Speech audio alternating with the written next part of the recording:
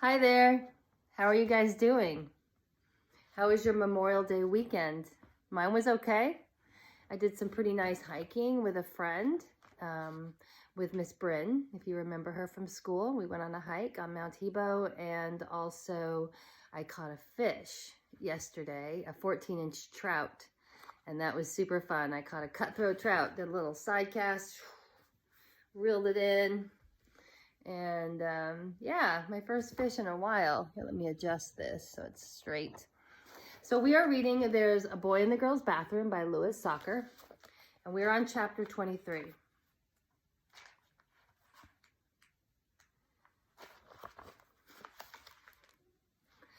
"Look out, here comes the monster," screamed a chubby fourth grade boy.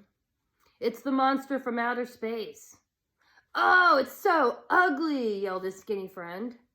"Don't let it touch you," warned a girl with pink glasses, "or you'll turn into a monster too." Bradley ran at them, and they scattered and regrouped like pigeons. He sat down to eat his lunch. "It sure is a stupid monster," shouted a third grader. After lunch, Bradley sat at his desk, last seat, last row. He didn't look at Jeff. He didn't look at the other way either, at the chart full of gold stars. And he didn't look straight ahead at Mrs. Ebel. He didn't look anywhere. It was time to see Carla again.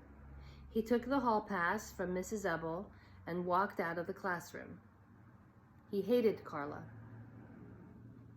He didn't want to make the same mistake with her that he had made with Jeff. He realized that Claudia was right. Carla didn't like him. That was just her job. She was waiting for him outside her door. "Hello, Bradley," she said as she held out her hand. "It's a pleasure to see you today. I appreciate you coming to see me." He walked past her and sat down at the round table. She sat across from him. She was wearing a long-sleeved white shirt with 2 triangles on it, one red and one blue. "Did you make a list of topics to discuss?" she asked. "No, you're the teacher." "So?" "So you're the one who has to say what we talk about, not me. That's your job." "Well, let me think," said Carla. "Are you sure you can't think of anything?" He shook his head. "I'm surprised. I thought you would have come up with a lot of interesting topics." "Well, in that case, we'll have to talk about school. Shall we start with homework?" "Monsters from outer space," he replied. "Monsters from outer space," he repeated. "You said I could pick the topic. I want to talk about monsters from outer space." "What a wonderful topic," said Carla. "The only way to kill them is with a ray gun," said Bradley. "Regular guns or even hand grenades and atomic bombs won't kill them. You need a ray gun." He stood up and pretended to shoot a ray gun, making a noise that sounded like a cross between a machine gun and a horse. Carla put up her hands to protect herself. "Don't shoot me," she said. "You're not a monster from outer space," he told her. "No, I'm not. I'm a counselor." He stopped firing. "Do you believe in monsters from outer space?" She shook her head. No, but I do believe there are other types of creatures living in outer space. I believe that Earth is just one small planet in a gigantic universe. I just don't believe in monsters. I think there are billions of other planets with trillions of other kinds of creatures living on them. Some are real stupid, and some are smarter than you or me. Some are bigger than dinosaurs, and others smaller than ants. But out of all those creatures, I don't think there is even one monster." "Not even one?" "No," said Carla. "I think everyone has good inside him. Everyone can feel happiness and sadness and loneliness. But sometimes people think someone's a monster. But that's only because they can't see the good that's there inside him. And then a terrible thing happens. They kill him? No, even worse. They call him a monster. And other people start calling him a monster. And everyone treats him like a monster. And then after a while, he starts believing it himself. He thinks he's a monster. So he acts like one. But he still isn't a monster. He still has a lot of good buried deep inside him.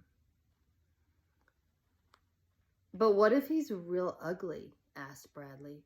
What if he has green skin and only one eye in the middle of his face, and 3 arms and 2 hands on each arm, and 8 fingers on each hand? Carla laughed. You and I might think that's ugly, she said, but that's just because it's different from what we're used to seeing. On that planet, that might be considered beautiful. You may have just described a handsome movie star. Bradley laughed.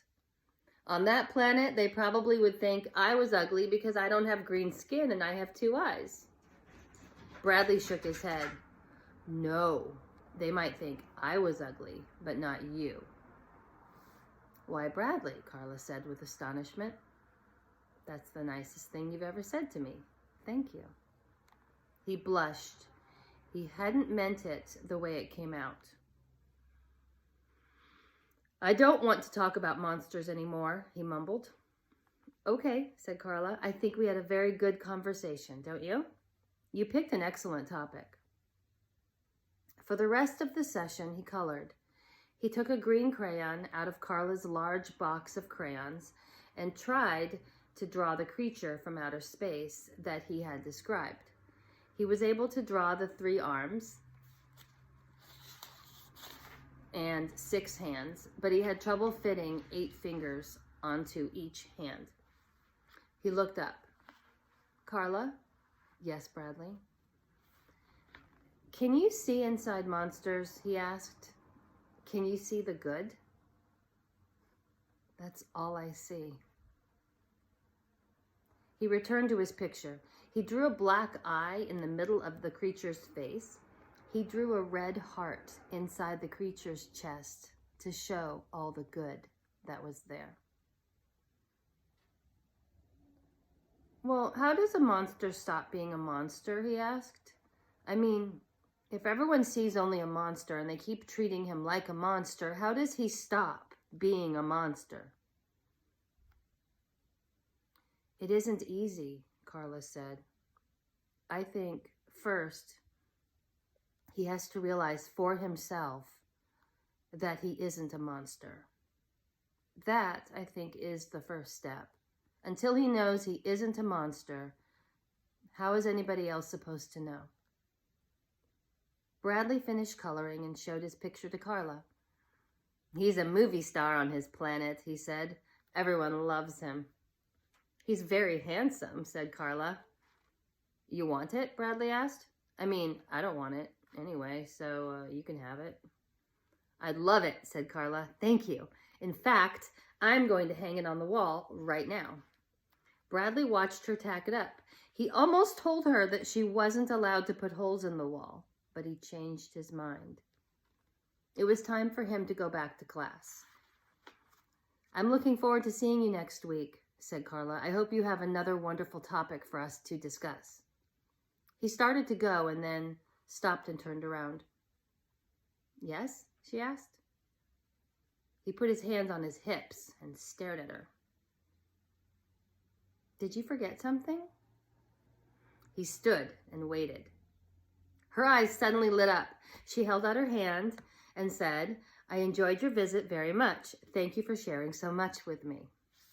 He stretched his mouth into a half smile, half frown, and then hurried out of her office. Have a wonderful day, and I will see you tomorrow. Bye.